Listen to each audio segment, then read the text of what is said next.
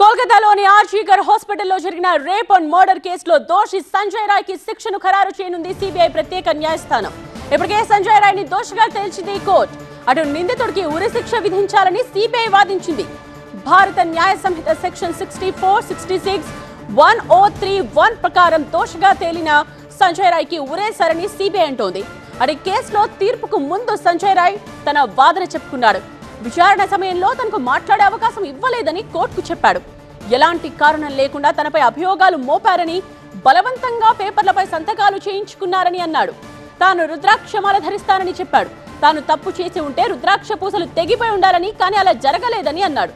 తాను ఎలాంటి తప్పు చేయలేదని సంజయ్ రాయ్ బుకాయించాడు.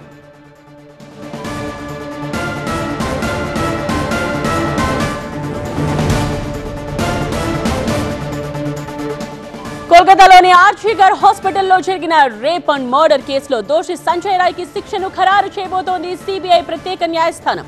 ఇప్పటికే సంజయ్ రాయ్ ని దోషిగా తేల్చింది కోర్టు. అటు నిందితుడికి ఉరి శిక్ష విధించాలని సిబిఐ వాదించింది. భారత న్యాయ సంహిత సెక్షన్ 64, 66, 1031 ప్రకారం దోషిగా తేలిన సంజయ్ రాయ్ కి ఉరేశారని సిబిఐ అంటోంది. అటు ఈ కేసులో తీర్పుకు ముందు సంజయ్ రాయ్ తన వాదన చెప్పుకున్నాడు. విచారణ సమయంలో తనకు మాట్లాడే అవకాశం ఇవ్వలేదని కోర్టుకు చెప్పాడు. ఎలాంటి కారణం లేకుండా తనపై అభియోగాలు మోపారని, బలవంతంగా పేపర్లపై సంతకాలు చేయించుకున్నారని అన్నాడు. తాను రుద్రాక్షమాల ధరిస్తానని చెప్పాడు. తాను తప్పు చేసి ఉంటే రుద్రాక్ష పూసలు తెగిపోయి ఉండాలని, కానీ అలా జరగలేదని అన్నాడు. తాను ఎలాంటి తప్పు చేయలేదని Sanjay Rai బుకాయించాడు.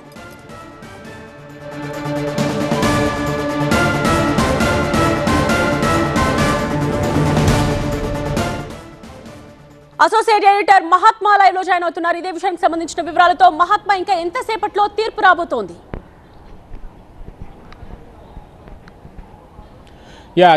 Quantum of punishment ఆ తీర్పును వెల్లడించే పనిలోనే ప్రస్తుతం సిబిఐ ప్రత్యేక న్యాయస్థానం ఉంది. ఈ క్రమంలో ఇటు సంజయ్ రాయ్ తరపున వాదనలు వింటుంది.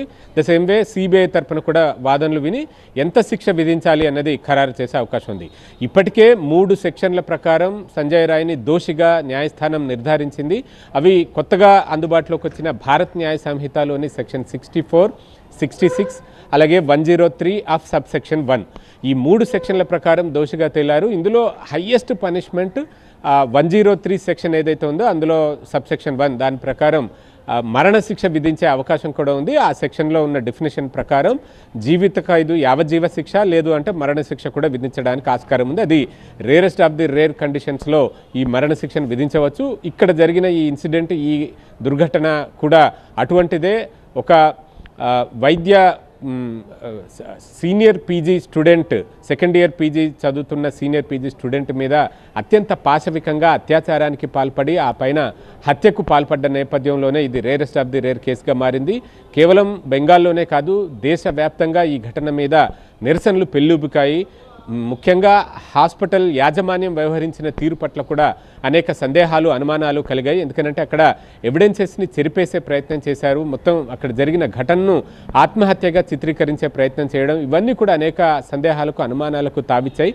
అయినప్పటికీ ఆ కేసుని మొదట బెంగాల్ పోలీసులు, తర్వాత సిబిఐ టేకప్ చేసి విచారణ జరిపింది. 120 మందికి పైగా సాక్షులను విచారణ జరిపి వారి వాంగ్మూలాలను నమోదు చేసుకుంది. అక్కడ ఉన్నంతలో అవైలబుల్ ఎవిడెన్సెస్ అన్నింటినీ కూడా కలెక్ట్ చేసింది. ఫోరెన్సిక్ ఎవిడెన్సెస్తో పాటుగా సీసీ కెమెరా ఫుటేజ్, ఇతర సర్కమ్స్టెన్షియల్ ఎవిడెన్సెస్ అన్నింటినీ కలగలిపి ఛార్జ్షీట్ దాఖలు చేయగా న్యాయస్థానం 2 రోజుల క్రితం సంజయ్ రాయ్ను దోషిగా తేల్చింది. ఇప్పుడు క్వాంటమ్ ఆఫ్ పనిష్మెంట్, ఏ శిక్ష విధించాలి ఏంటి అన్నది ఖరారు చేయబోతుంది. ఈ క్రమంలో సంజయ్ రాయ్ తాను నిర్దోషిని, తాను ఎటువంటి తప్పు చేయలేదు అంటూ బుకాయించే ప్రయత్నం చేశాడు. తాను రుద్రాక్షమాల ధరిస్తానని, ఒకవేళ ఏదైనా తప్పు చేసి ఉంటే ఆ మాల తెగిపోయి ఉండేదంటూ ఇటువంటి కొత్త వాదనలతోటి తనను తాను తప్పించుకునే ప్రయత్నం చేస్తున్నాడు. కానీ సిబిఐ మాత్రం ఇది రేరెస్ట్ ఆఫ్ ది రేర్ కేసుగా పరిగణించి అతనికి ఉరిశిక్ష విధించాల్సిందేనంటూ సిబిఐ తరపు న్యాయవాదులు కోర్టులో వాదనలు వినిపిస్తున్నారు. ఏ క్షణమైనా న్యాయస్థానం తన తీర్పును వెల్లడించే అవకాశం ఉంది. ఇతనికి మరణశిక్ష పడే అవకాశాలే ఎక్కువగా కనిపిస్తున్నాయి. రైట్ మహాత్మా, సో ఏ క్షణమైన తీర్పు వెలువడే అవకాశం కనిపిస్తోంది అండ్ మరణ శిక్షే ఉండే అవకాశం ఎక్కువగా ఉంది.